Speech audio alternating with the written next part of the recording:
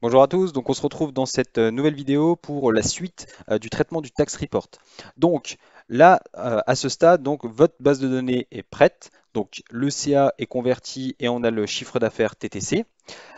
Donc maintenant, ce qui nous intéresse, c'est de savoir où est-ce qu'on va déclarer la TVA, si c'est à l'OSS ou si c'est sur la déclaration nationale. Donc déjà, dans un premier temps, on va sélectionner la base, on va faire un filtre et on va isoler les ventes à 0%. Les ventes à 0% de TVA, c'est tout ce qui est exportation et c'est tout ce qui est vente en B2B, donc à des professionnels en Union européenne. Ensuite, ce qui va nous intéresser, donc, c'est de savoir est-ce que toutes ces ventes-là à des taux de TVA, donc là on a déjà isolé les 0% dans cette feuille.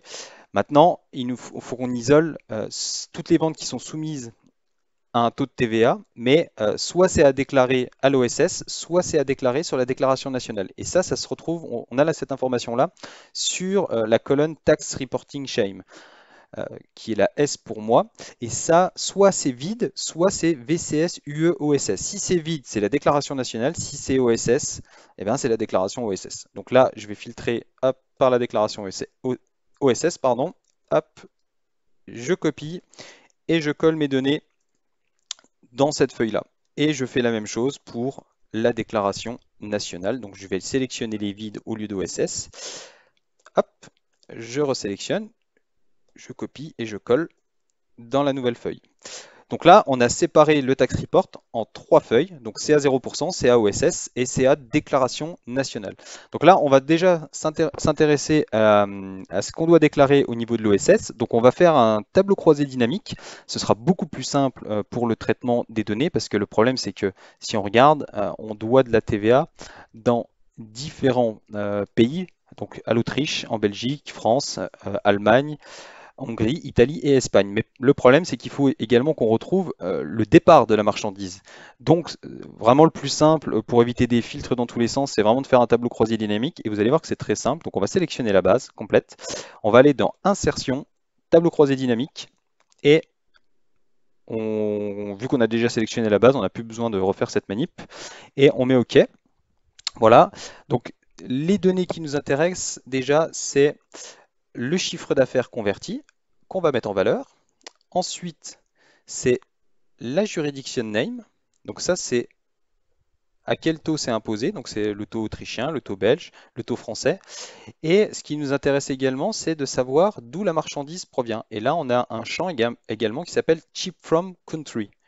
Et là, tac. Donc là, en fait, on a nos valeurs TTC qu'on doit déclarer à l'OSS pour l'Autriche. Donc là, on a 107 euros, mais qui provient du stock allemand, du stock espagnol et du stock polonais, et ainsi de suite.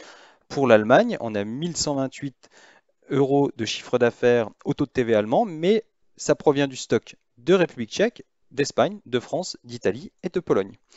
Donc voilà, on a trouvé tout ce qu'on devait mettre dans la ventilation e-commerce pour la partie OSS. Maintenant, on va passer sur la partie euh, déclaration nationale. Et ben même principe, hop, on sélectionne la base, on fait un tableau insertion, tableau croisé dynamique, tac. Et là, ce qui nous intéresse, c'est le chiffre d'affaires toujours converti.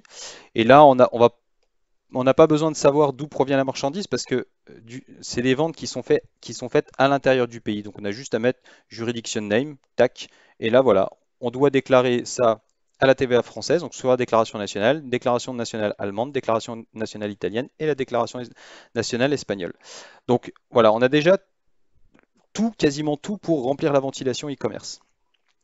Et pour les ventes à 0%, eh bien, il va falloir vérifier comment ça s'appelle, si c'est des exportations ou si c'est des ventes en B2B. Pour les ventes en B2B, on va vers la colonne AT, voilà, et là on devrait trouver le numéro de TVA. S'il n'y a pas de numéro de TVA, c'est que c'est une exportation. Et ça, on peut aller le vérifier sur Chip to Country.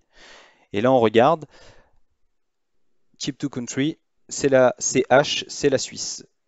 Donc là, on a toutes nos informations pour faire la ventilation. Donc là, je vais faire une autre vidéo pour le remplissage de la ventilation avec ces données-là. Voilà, c'est tout pour aujourd'hui.